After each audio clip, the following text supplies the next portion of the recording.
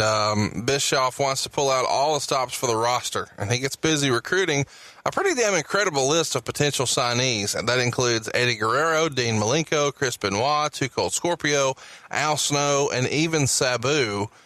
In the end, Al Snow holds out, thinking the WWF had more interest, and he specifically mentions that Vince sent a limo and rolled out the red carpet, so to speak, in recruiting him, whereas WCW seemed much more aloof and passive.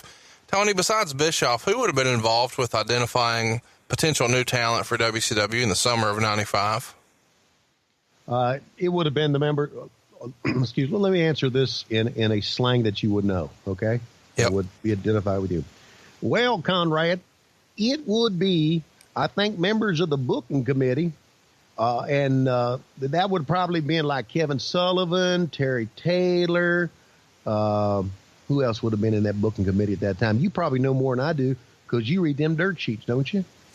Would any of these guys been on your radar by the time, or were you just busy ogling over other men's wives' tits? Okay, I'm busy doing my job. Okay, which we don't know at this point what it is because you're not involved in the show. Right, I wasn't involved in the show at all. I mean, obviously, I got involved in it later, but it is in the formative years of it, I wasn't involved in it, and you know that kind of pissed me off, to be honest with you. Sure, because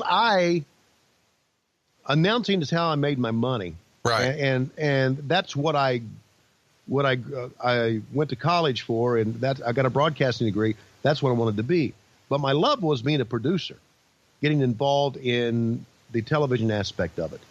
That was my love. I worked for Vince for 1 year, and I was the producer of Coliseum videos back then.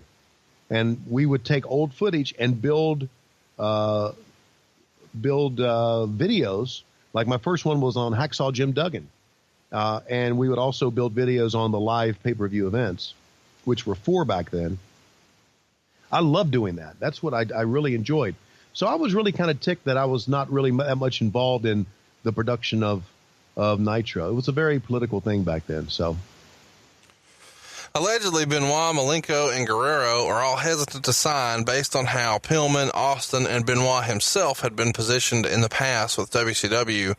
Guerrero specifically backs out of negotiations at one point, opting for ECW as his American home. That doesn't change until WCW offers a guaranteed contract, which is what Eddie really wanted. And Masashi Ito eventually brokers the deal with WCW, and the guys sign a short-term 90-day deal, almost as if it's a trial, so to speak. Do you remember there being any sort of hesitation from guys about signing with WCW when they weren't really already on a WWF roster? I remember some of them being hesitant from signing because they were unsure of the direction of WCW.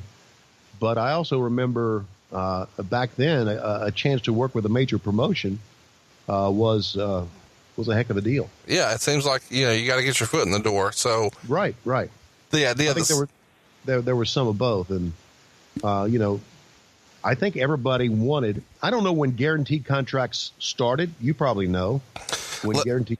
Lex Luger takes credit for it. So does Kevin Nash, but okay. Lex Luger takes credit for it. But by that time, guaranteed contracts were probably not the norm overall, and people were fishing for a guaranteed contract. I mean, look, years ago, and I'm talking about, I first started in '83, but even before that, years ago, wrestlers wrestled as independent contractors.